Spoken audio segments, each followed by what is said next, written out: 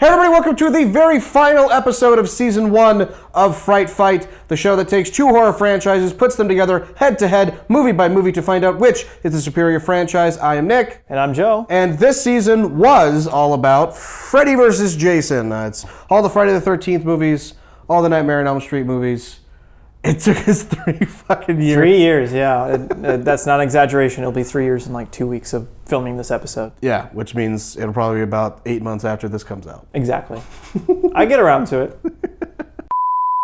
So yeah, for this episode, since we don't have two movies to compare against each other, it's going to be just us reviewing Freddy vs. Jason. And then once we get to the best overall, we're going to do our numbers game, go through all the picks through every episode that we've done over the last 3 years, and pick out which is the superior franchise. Right. I don't know, it's interesting because we went through some of the numbers, obviously, to try to figure this out.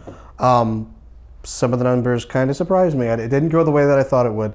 I think actually on the first episode we kind of talk about how it's probably going to shake out. I don't know if we kind of talk about that at all. We try not to go back to the first episode. No, it's a rough thing to watch. Thank you for sticking with us. But yeah, so let's just start off with what Freddy vs. Jason is about. Joe, what's Freddy vs. Jason about?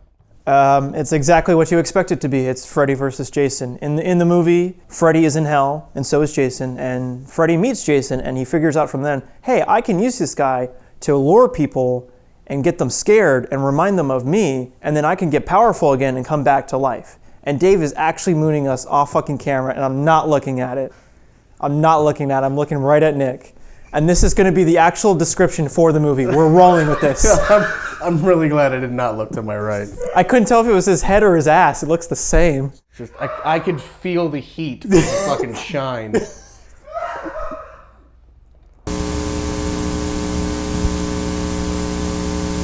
So how the hell are we going to do this episode? There's nothing to compare. We can't go to our categories. We didn't really plan this out. We didn't plan this out, you're right. We'll go through the characters because it's just, we can go through the movie through our categories, but it's not really going to be like a pick versus pick kind of situation. Yeah. This is going to be just explaining the movie and the details of it, right? Right. Gotcha. I guess we can kind of compare this to the different genres as far as like where the characters in this, do they feel more like Freddy characters, do they feel more like Jason characters, where it kind of goes in that realm. It's weird because Freddy vs. Jason, like it clearly takes place in the fucking 2000s. Like it is a 2000s movie to its detriment. The fucking music, we'll get there, but music, the style, everything it's CG. super 2000s. It does not fucking date well. I don't know. It's just fucking it's so 2000s. It's hard for them to really be Jason characters. They're not really from Friday the 13th. They're not really from Nightmare on Elm Street.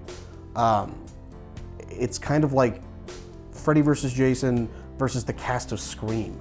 Yeah, that's really that's a good comparison because that a lot of characters with the 2000s the outfit it looks like Scream. They're dressed like Scream characters. No, I totally agree.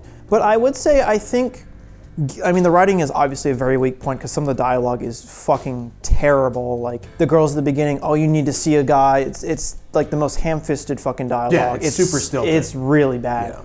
But I would say that at least I think they draw some of the parallels with Jason characters, like hitting like those certain distinct roles, like jock asshole kind of stuff. Like these are stoner characters. The archetypes are still there. Yeah, but I think they are fleshed out a little bit more, which is more of the Freddy aspect. I think the character-wise, I think they're handled well enough for both of them. Right. For Freddy to exploit with his dreams, and then Jason just to slaughter them. They're archetypes, but they have backstory to them. I think it's kind of because Jason was more about, hey, here's the ditzy blonde and the mean friend, and you have those archetype characters. But one thing that Nightmare usually does a good job with is kind of giving them at least a bit of not a character arc, but just kind of a backstory to it. Like you have the doe-eyed, mysterious boyfriend character, but he's got a past to him that has to do with the other characters. And and now that I think about it, there's really only like 3 characters that really kind of have that.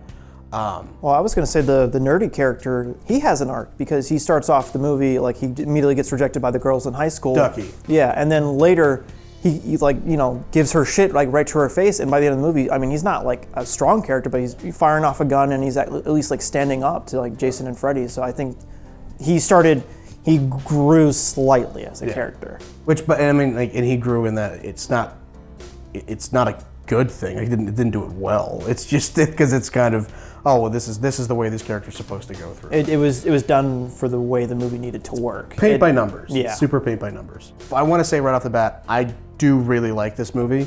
A lot of people shit on Freddy vs. Jason, especially when they go back and watch the other ones and then they watch this.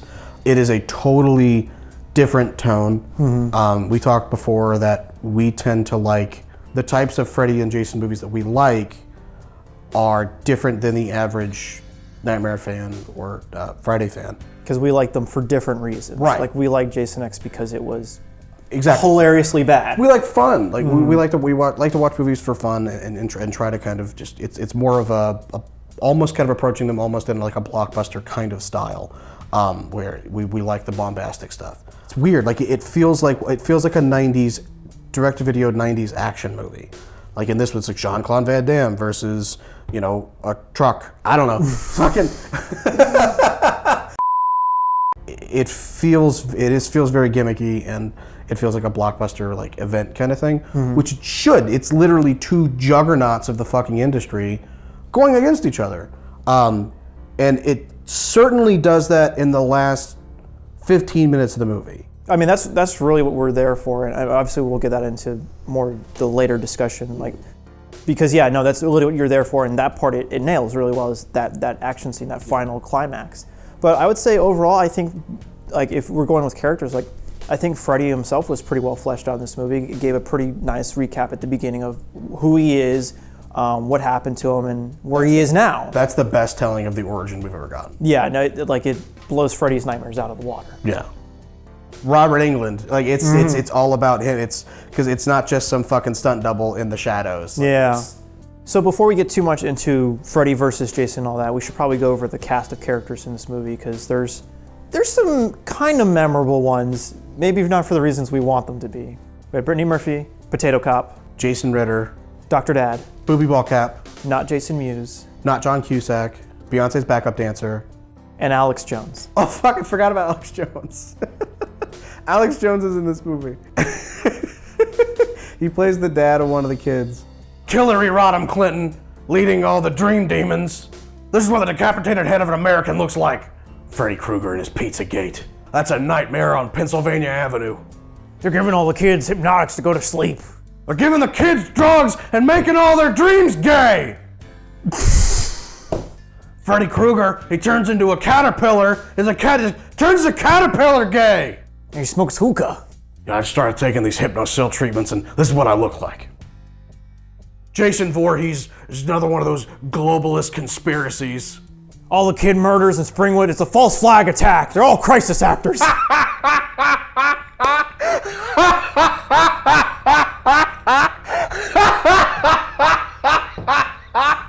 Yeah, bottom line, it's weird, it's disjointed. The characters, the dad, the John Saxon role, Dr. Dad, it doesn't really work. Like I know he's supposed to be like protecting his daughter.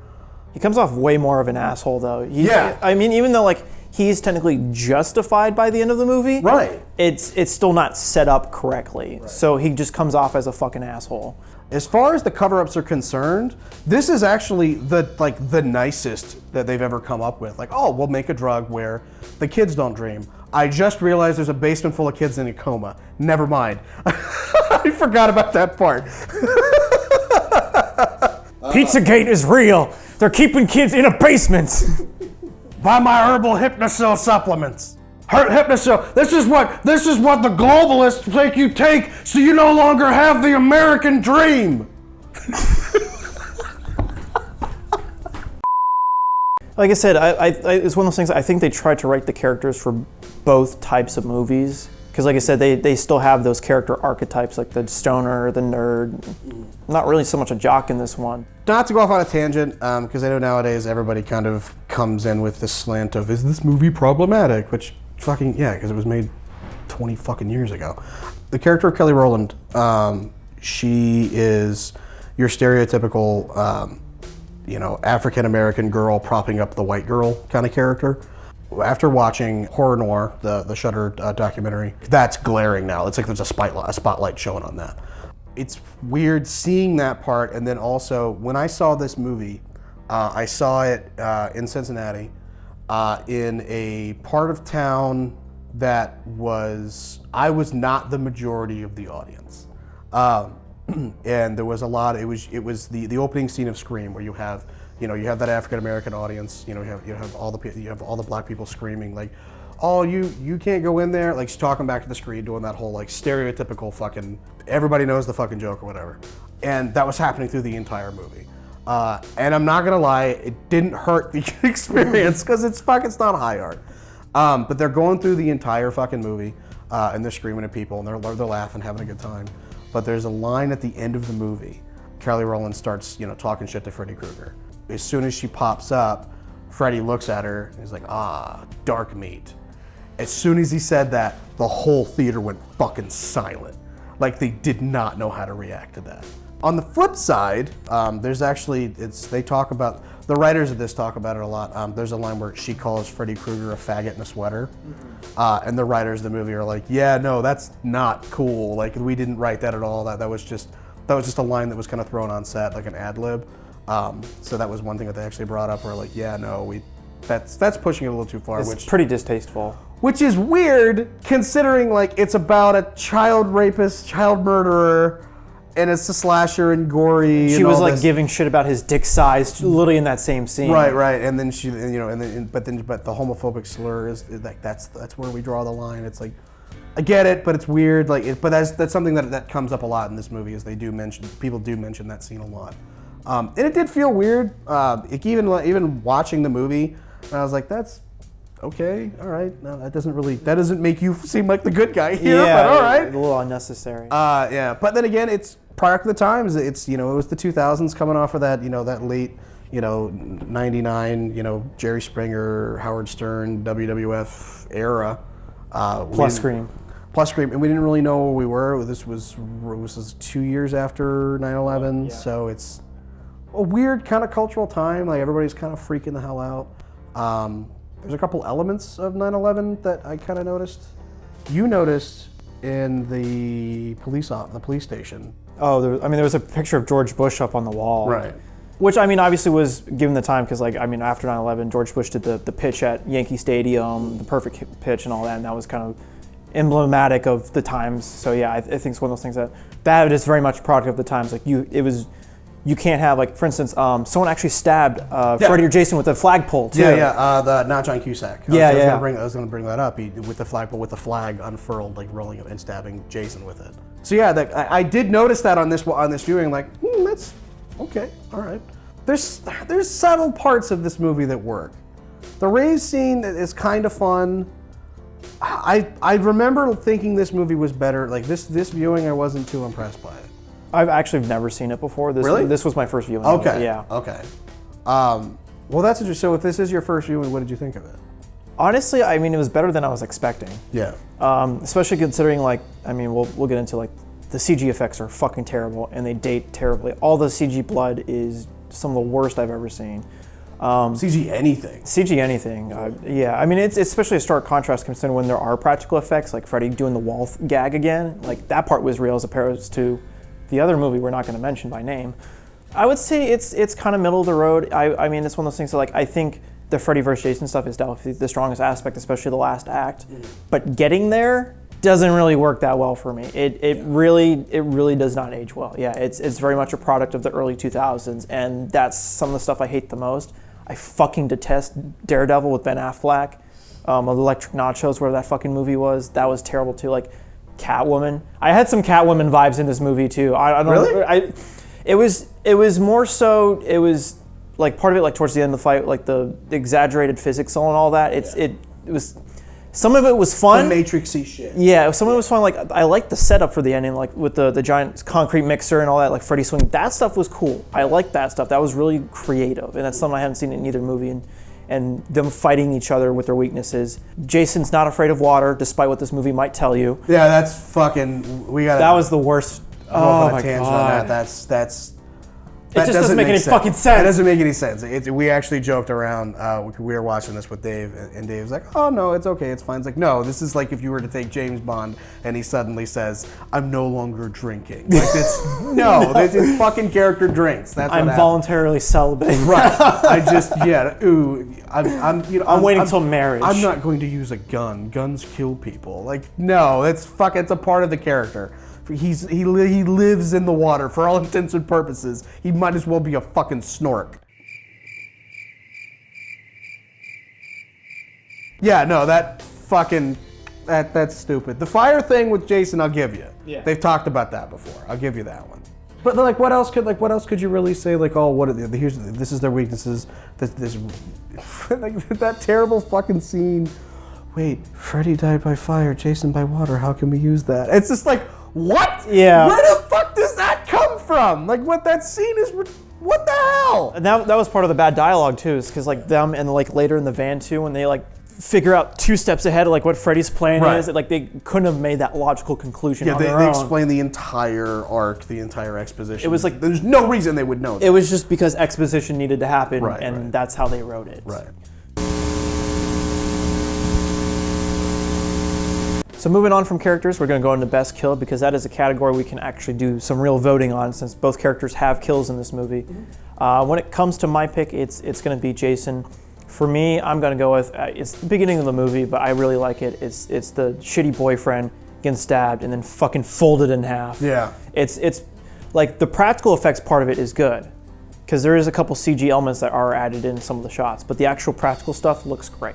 And that's the stuff I do like. Because there's not really anything that was particularly strong in this movie in terms of the kill. There wasn't one like... There's not a lot of gimmicky kills. I mean, like I guess the only one, just because it was so fucking absurd and stupid, is when Alex Jones gets decapitated. Oh, his head and fucking pops rockets off. off. Yeah, and his son catches it, and then he gets fucking cut in half. His head shoots off like a fucking stomp rocket. What else is... I think that's about it, really. No. I changed my vote. My vote for my best kill is going to be when the stoner gets cut in half. Because that looks good. When that was a real prosthetic and it was 2 parts of the body and like real blood, that looked realish. Yeah, no, that was good. I don't know if I would really go best kill. I think you might have actually picked the best kill with your first choice, with the bed being folded. Because I can't really think of anything else. Like what the Freddy kills were just kind of their standard Freddy gets stabbed kind of thing. The cop, he gets electrocuted. Ronnie Yu being the director, there are a lot of like.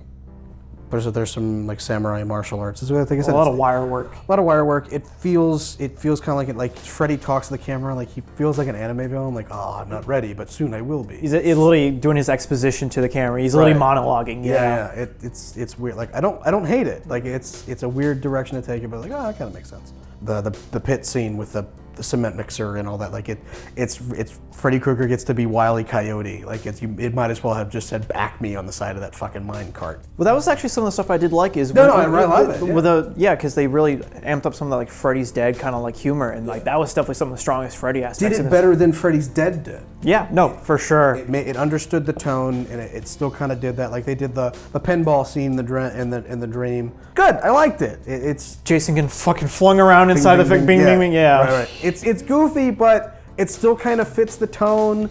I do understand that you do have two different tones, but we don't really see a Freddy Krueger dream sequence. We don't really see anything that really kind of fits with that. It's more just the Freddy Krueger dream sequences we get in this are the ones that we get in that shitty remake where everything's dark and just red, dusty and red. Yeah, you don't really have the take you to an alternate place and the fucking you don't. No one gets turned into a cockroach.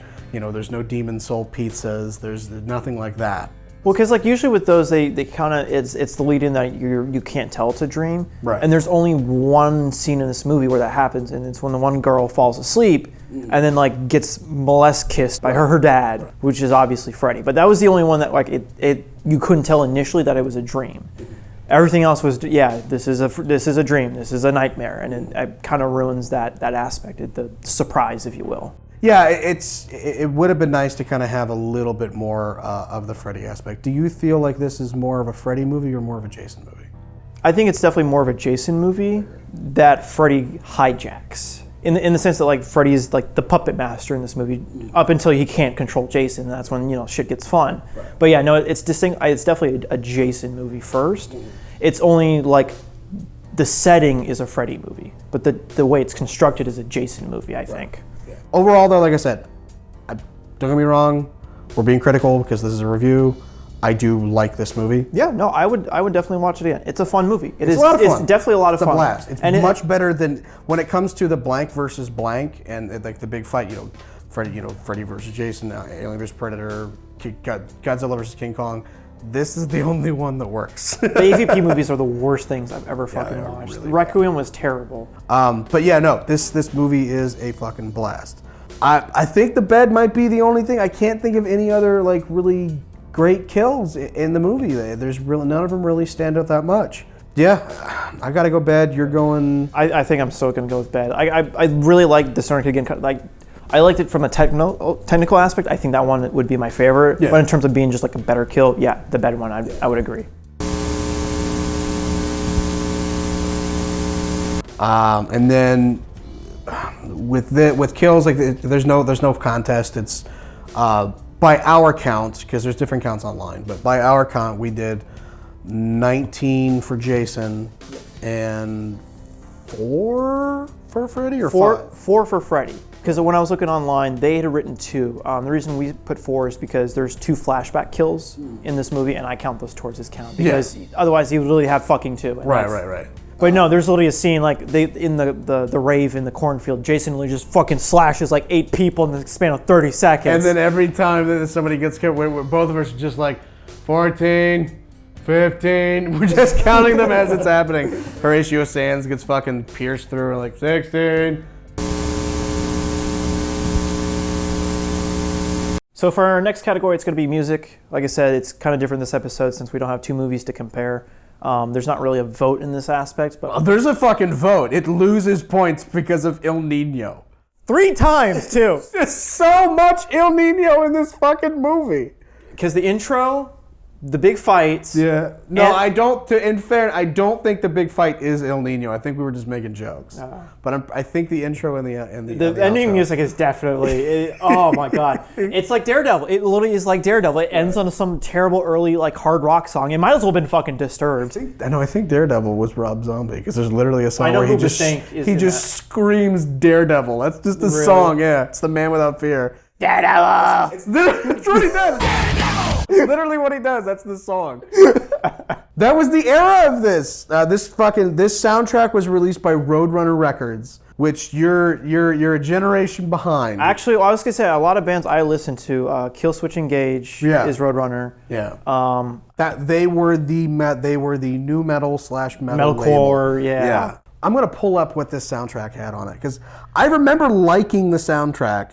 But I also remember that went away pretty quick. Once you grew up? Yeah. Here's the Freddy vs. Jason soundtrack. El Nino, How Can I Live, Killswitch Engage, Spine Shank, Mushroom Head, Hatebreed, Slipknot, Chimera, From Autumn to Ashes, Seven Dust, Power Man 5000, Murder Dolls, Seether, Stone Sour, Devil Driver, Sepultura, The Blank Theory, Nothing Face, In Flames, Lamb of God, and Typo Negative. God, this sounds like my playlist.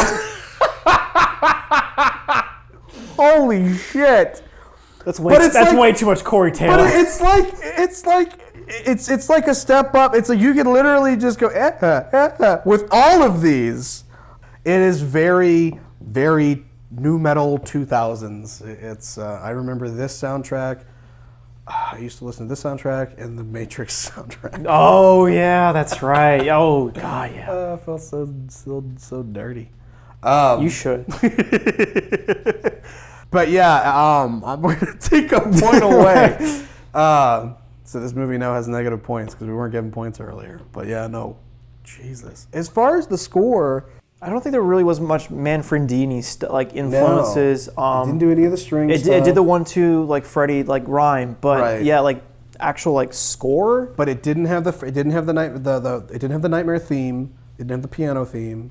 and it didn't have any of the strings, any of the Freddy strings. Well, because I know like the opening of the movie, it briefly opened with a mixture of the two. Like, did it? Very briefly, yeah. It was like the first 30 seconds before it went into El Nino. It was like I could tell influences from both. Before El Nino. Before the CG fucking. Oh yeah, the skin, like the screen skin that fucking falls. Oh, it looks so bad. I could do something better in After Effects in a fucking afternoon. And then there's the part where Freddy Krueger sticks his claw into Jason's head, and he starts to get warped into the Spider-Man 2 opening credits. Oh my god, it's like all the neurons. That was so bad. Best overall, we figured we'd just do a best overall of the entire first season. So, bit of backstory, Fright Fight was basically, was born from just a desire to do something that's a little bit easier to put together. There's not going to be a whole lot of writing. We didn't really need a lot of people. It's usually just two of us, and occasionally Dave wanders in here, farts a lot, and then resets the cameras. But real nice low-key thing to do, and it was also one of the main reasons I wanted to do it was this motherfucker right here. I had this on my shelf, and I just never watched it, and I never really came up with anything, and I was like, you know what? I need a reason to watch these things, and then light clicked on, that's what happened.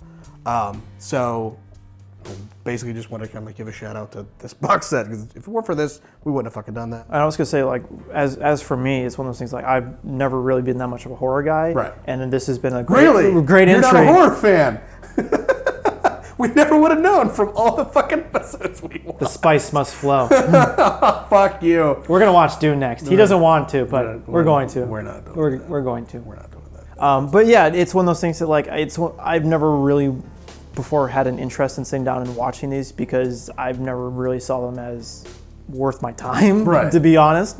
But it has given me a good appreciation. Like we talked about, like part 6 of Friday the 13th is a great movie, and it's definitely changed my perspective, and it's definitely given me a new appreciation for horror as a whole genre. Hellraiser and Ruin, all of that. I've seen all the Chucky movies. I mean, I don't know. I've seen 2 plastic dolls have sex. That's pretty much a low point in horror. So with this, we kind of wanted to use this as our big, let's see who is the final winner. So we'll go through every category, see what everybody ran through, and then we will basically crown the champion of Freddy vs. Jason finally, based on our numbers, who we think is going to be the winner of the fight. Interesting things when we went through our numbers, whenever we voted on stuff that we actually agreed 11% of the time. Groupthink seems to win the day. I don't know if it's a groupthink No. thing, or if it's because you said, like, you're not really, this is kind of like your first kind of viewing for these things. Some of these I've only watched for the first time. Some of them it's just like remember shit in a haze and then come back and like, oh, okay. But yeah, I thought that was interesting, just kind of starting off with that. Characters. You voted for Jason 6 times. I voted 5 times. You voted Freddy 5. I voted Freddy 6. So for me, Freddy's the better for characters. Still, my vote for Jason 6-5 beats Freddy. However, yours 6-5 Freddy. Disagree. There's 2 areas that we disagree on. Body count is going to be staying for both. Freddy only won twice. He cheated one time. Cheated one time because fuck part 5. And Jason, body count, he won 9 times. So Yeah, that's how kind of a given that's how math works. Yeah. with these movies. These are all going to be just based on 11, just because it's kind of weird. It's kind of stupid to add these numbers in here and keep track of the actual number of body count. I was going to do that, and I was like, fuck that. No, it's not worth it. I mean, because Jason would still win, because in Jason X, he kills 2,000 people in a space station. Yeah, it'd be interesting to see what our numbers are. Because, yeah, that's the other thing, too, is our numbers don't really match up as far as body count. We both agree, total anyway. Jason wins out by 2. Jason's got 6, Freddy has 4. I was going to say real quick, the reason why it's only 10 instead of 11 is because we didn't vote for music in one of the earlier episodes. We abstained from voting. We abstained from voting from, that might have been part 5. I think it was part 5, yeah. Part 5 was, yeah, that was, we were in a shitty mood that day. Gee, I wonder why. All beats out Jason best overall. So typically We prefer Freddy movies over Jason movies. Okay. If you add up all of those numbers, same total for both of us. For Freddy Krueger, but the winner and best franchise of season 1 takes the crown. Friday the 13th, 1 points. He is the winner of season 1 of Fright Fight. So, 3 years for this answer. This movie doesn't tell you shit. We tell you, Jason's the winner. Well, I mean, Jason kind of technically won at the end of this movie too. Freddy winks. Freddy winks. It doesn't matter. He's just a bobbling head at that point. There's one other stat. Actual numbers. Like if you go by the total numbers overall, like who actually won when we picked that particular episode. Like the actual winner. Actually, but if you actually go by the number winner and not the best overall, won 4 of mine, won 7 of mine, won 5 of yours, and then 6 Jason.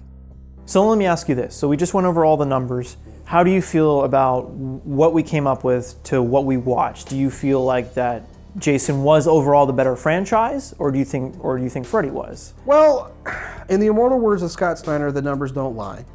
So I would have to say that Jason's gonna have to come out on top. I will say, when we first started this, I thought I was going to be a Freddy guy all the way. I was kind of in the same boat. I mean, like, I know earlier episodes I had picked Jason, but like Dream Warriors, The Dream Master, I really like those movies. Those are really strong entries. Yeah.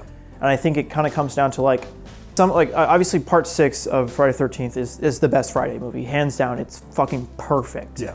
But I think it's one of those things like when Freddy reaches its high peaks, I think they're slightly better than Jason. But Jason has definitely been more consistent because even though because Jason's had worse entries, like more worse entries. Like Freddy's Revenge is the only one I can distinctly say is the fucking pits of a movie. Right. But like part 5, Jason Goes to Hell, I'm not really a big fan of 7 or 8 either. Most part is pretty close to about half the number of movies. There's half as many Freddys as there are Jasons, for give or take. So they were able to first. They started after Jason was movies in 3 or 4, yeah. because part 4 was 84. Yes. I want to say, and 84 was when Nightmare first started. So they were already 4 movies in ahead of Jason, ahead of Nightmare. Friday the Nightmare. So he kind of got to learn from some of the mistakes that Friday was making. Yeah. So they started here. You know, Jason they put the work in, and so Freddy kind of started when Jason was already gone through this part. Because the first Friday the 13th doesn't even have Jason in it. Right. It's not a strong movie to start a franchise necessarily. Part 2 is way better. Right. And of course, Nightmare on Elm Street, the first one, is still distinctly the best one. Right. Movies. You could argue that with Friday the 13th, but it's one of the stronger ones. But as a movie, a standalone movie, I think Friday's a really strong movie. But as far as a Friday the 13th movie, it's kind of the sequels kind of outgrew its original, which is that could be a thing that kind of happens that we'll notice as we do more episodes of this, more seasons of this. It'll take 50 years, but it'll happen. With Freddy, those episodes and those movies, they started at a higher level, so when they hit, they really fucking hit. And when they failed, part 2, they really fucking failed. With Jason, it was almost kind of like a Star Trek thing, where it's like, you know, the odd ones are bad, yeah. Shit. It kind of had the like, this one's good, not so much. This one's good, not so much, because you kind of go through those for the most part. For every one good one, there's at least 1 or 2 bad ones. Interesting in my mind where Freddy is going to have less entries, but they're going to be solid. Whereas Jason, you have the full gamut, and you can really pick apart good aspects from all the different movies and make just as many solid Freddy movies. Just from this entire time I've been talking, that's 5 minutes of talking, I could have just said quality and quantity. Freddy is quality, Jason is quantity. I think there's higher highs in Freddy than there are in Jason, lower lows in Freddy than there are in Jason. But sheer numbers game, from the long game aspect, we can tell, literally, by the long name and by the numbers, Jason is the winner. Yeah. Take away if you take away the body count part, it still won more aspects because it annoyed us far less. It maintained what it was supposed to do, even though you had 5, 8, and 9 are so bad. But for every 8 you have a 6. For every 9 you have a 1. For every 5 you have a 3. There's I like 3 better than 2. Damn it. But that's the thing. Like there's much more to pull from. Overall, like I said, long-winded way of just saying quantity over quality. Yeah. No, I think at this point I agree with the numbers and how they came out. It's one of those things that Freddy's definitely a stronger character. Yeah. And definitely has stronger characters throughout the whole franchise. Because like again, Dream Wars and Dream Master I think are a really good 1-2 punch for movies. And I think that's obviously we don't talk about part 2, but like if you go 1, 3, 4, I think that's a solid trilogy for a movie, for like a series of movies. I think it really is. I really don't know what else to add at this point because it's I think it's said and done. I think Jason is I'm happy with the better franchise. Good capper. Yeah, I think it was a good neck and neck fight. Freddy put up a good fight, but I think overall, Jason's gonna be the winner of this. So we'll be back, but thank you guys. I'm Joe. I'm Nick. I don't know, it's fucking weird. All right, that was good. Yeah, we're done. I think we're done. Recorded. Yeah, no, we're fine. All right. All right, I gotta get out of here. I'm fucking exhausted. This has been a long 3 years. Really fucking has.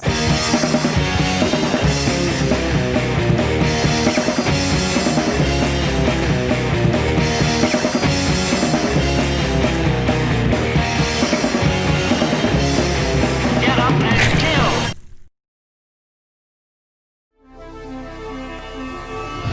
Moderately Neato.